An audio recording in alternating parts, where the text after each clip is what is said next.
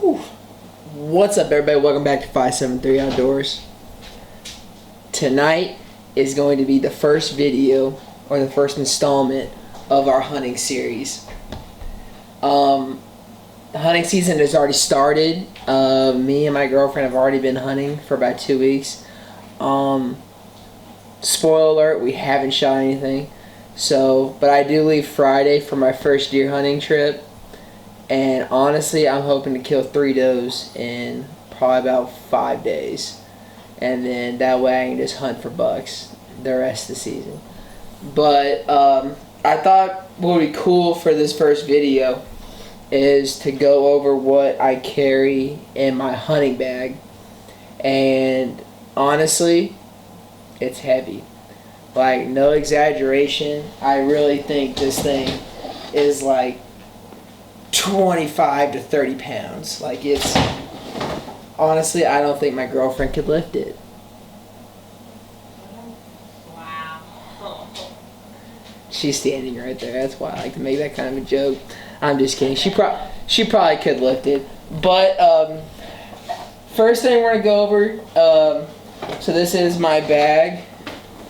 It's a dual bag. So this bag can turn into a fanny pack, which I never use because I'm not part of that cool kids crowd that, you know, those kids wear fanny packs. I'm not about that. So it always stays in a backpack. It's got it's got the straps that go around your stomach and then your waist. First thing we're gonna go over is my seat for when I'm tree stand hunting. This is a mossy oak heat and seat, made in the USA. This is a Walmart special. I think you can get these for like $6. Honestly, for buying it at Walmart and it's $6, it's not that bad of a seat. I mean, it's, you could probably use this as a pillow too if you were like hunting in the mountains, like if you were that desperate. But so yeah, that's numero uno. Second, I always keep this attached to my strap right here. Is my GoPro and GoPro like claw arm. This is the Hero 4 Silver. I got a couple other ones, but I never use them. They're just kind of outdated, and I've really learned a lot with this one. It's a good GoPro.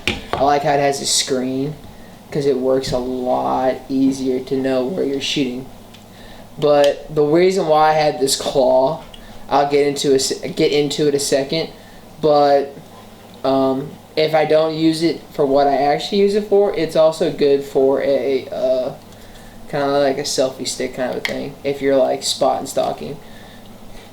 But that's the first thing. Next thing, as we get into the actual bag,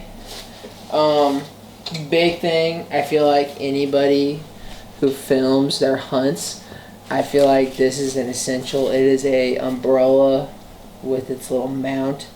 I think this was $14 at Walmart. So honestly, it's worked pretty well. We've had to use it almost every time we've gone this year. So I mean, it works pretty well for what it's used for. Next up is probably the heaviest thing that's in here. It is my camera arm and camera mount strap. I have a Muddy camera arm, just a 2-pivot system. With it also,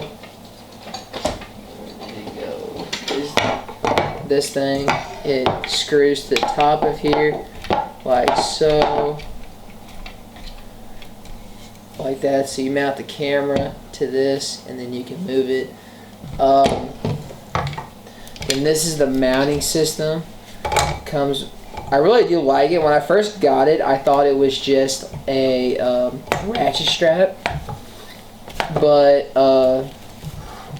it's come with this little post right here, and all you have to do is that when you're ready to strap into something, you take the other little end put it there, and then you strap it in. It works really well. When I first got it, I was kind of worried about kind of like the angles, like you were gonna have to have a perfect tree. But in our tree stand, after the next video of hunting at the farm, I mounted it literally to a sideways limb, and it was mounted just perfectly. So it works pretty well. I can't remember what we paid for that. I want to say we paid like $70. It might have been a little up there, but I mean, I didn't actually pay for that. The company did, so we're all good there. My next thing is my easy hanger. This is also a Walmart special. Mine's kind of loose. I think I got like a bad one, but this is just my bow hanger. I think this was $9. $9, I think, at Walmart. But yeah, as you can see, mine's kind of loose, so I have to take some wrenches and tighten it down every once in a while. It's kind of annoying, but I'll probably just end up stealing Sarah's, because Sarah has a good one, and then giving her that one. She just said a bad word. Next thing we got is my binoculars. So, you may not believe it, but at one upon a time, these were expensive. I think my dad, they were like $200, maybe $300 binoculars. These are my grandfather's. His eyes aren't the best anymore, so he doesn't use them, so he gave them to me. I've been using them for, I think, 3 seasons now. I've been using these. I like them. I mean, they are kind of blurry, but, you know, just we try to clean them up, and they're pretty good. But they also have just a regular strap on them. They work pretty good. Next is just another little hanger for my pack. This is for my pack. So when I get all of this unpacked, my pack will go onto this, and it's out of the way. Next thing is probably the most redneck thing we have in this pack. This little device. So this is a hanger with a piece of wood. What kind of wood? Pallet wood. Yeah, that he stole from me. Yeah, that I stole from her. That came from my work. But yeah, but I stole it, right. But I duct taped it, and then so what it does is I screw it in the top of the tree, and then where did I put that at? The GoPro mounts to it like this, and then I flip it around like this, and that way when we draw the bows back, it has the aerial view of us pulling the bow back. So that, I mean, there's probably a mount that you could get or something like that, but you know, I just went all redneck on it and used duct tape. So I've only used it like 3 times, and it seems to work fine. I mean, eventually I'm gonna have to use more duct tape. So I mean, duct tape's pretty cheap. The next thing in the main compartment is my GoPro box. So what I keep in here is my big lens for my camera, which I really never use this just because, I mean, if a big buck's coming in from far away, I don't have the time. I don't feel like I'll have the time to put this on there and then take it off and put the little one back on when it gets within range. So, I don't know where. I usually keep all my GoPro batteries in here too. I don't know where they are at. There's only one in here, and then my other 2 Duster GoPros, but they're really just taking up space.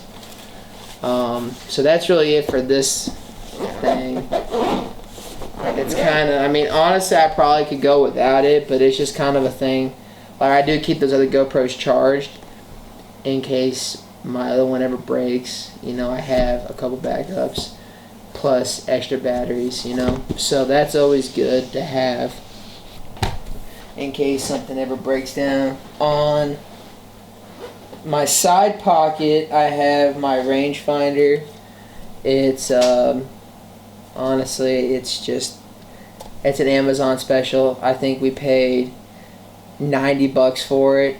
It's our first like legit rangefinder. We bought like this $20 plastic one from the marketplace last year, and I think it lasted like one hunt. So we decided to, get a better one. Yeah, so it works pretty well. I think it goes out to like, I think 600 yards or something like that. If I read something right, it was like 600 yards. But yeah, so it works pretty well. My next compartment will be this lower part. Will be this lower part of the bag. That's actually part of like the fanny pack area. And this is where I keep like all of my like sharp things. So first thing is my Guthook. It's just a normal Gerber Guthook. I like real Guthooks compared to like the nice to have the Guthook on it. I've just heard of too many people using those and then end up somehow stabbing themselves, and I don't like shots as it is, so I can only imagine how I would act if I accidentally stabbed myself. So I mean, these things are they're unless but they're pretty much stupid proof, so that's a good thing to have. And then next will be my Gerber Bonesaw. I use this so like you all will eventually see it, but when we actually kill a deer. But I use this to split the pelvis when we're field dressing a deer. So I've never actually used either of these on a deer yet. I got these for Christmas last year. Haven't used them yet, so I'm looking forward to using those. Next thing is my tree saw. I always keep this just in case, like especially for up north, like when I go into a stand it hasn't been hunted for a year, stuff may grown up, whatever. You have something that you can bust out real quick and trim a limb, so you never know when you're gonna need something like that. Next is my Grunt Call. It's probably way too early to be using this, but it's got, one thing I like about this one, it's got 3 different little things. Got horrible focus. It's got 3 different settings. It's got a buck, a doe, and a fawn. And I hope this doesn't burn your ears, but I'm going to show you. So this is a buck. And then we got a doe. And then we have a fawn. So, I mean, I kind of like that just because, I mean, I don't know, I feel like it would be helpful. And then you also have your snort wheeze thing, your snort wheeze little tube thing. So, I bought this one because, honestly, last year I dropped it. What? I got it first. Sarah did buy one of hers first. But I did drop mine last year out of the side-by-side and ran over it. So I was needing one anyways, but I mean, this thing is pretty cool. This is also a Walmart special. I think it's $14, probably around something like that. So that's $14. And then next, I was a little flashlight, just for blood trails. I always keep this light that I'm shooting with now. I always keep this on me just because, it's nice to have that for when we are tracking blood trails. So we always keep that light with us, but this is just for, just for smaller samplings to really pinpoint blood. And then last but not least is my trusty dusty Ozark Trail gut knife. It's actually a fillet knife. But one thing I like about this, it's cheap. Like, I paid like $3 for this fillet knife. And I mean, honestly, it's pretty sharp. But the good thing is, if it ever gets dull, I always keep a sharpener. So I mean, right before you field dress a deer, you give it a couple good whiffs, get nice and sharp. And then, next thing you know, you're done. I think that is everything. I mean, I have a couple rifle stuff in there. I have like, pretty sure I have like Sarah's bullets in there from last year. I have some of my bullets. And then I'm pretty sure I have my speed loader for muzzleloader. But, I mean, as far as bow hunting, which is what I love to do and what I mainly do, this is everything. I mean, just for you all to get a little idea, that's everything right there. Okay, everybody, so, sorry, the camera died. Basically, all I wanted to say was I appreciate y'all tuning into this week's episode of 573 Outdoors. Stay tuned for our hunting series coming up. As far as bow fishing, we might have some videos coming up. I don't know. I am doing a light rebuild on the boat, so I'll definitely be doing videos on that. And then shortly after that, the boat is going into hibernation. I gotta get that motor fixed, so it's gonna be going to that guy. So hopefully by next spring it'll be ready to go and we'll be in gear. So be prepared for a lot of hunting videos and kind of more of the hunting videos coming up. But like I already said, I appreciate y'all tuning into this week's episode of 573 Outdoors.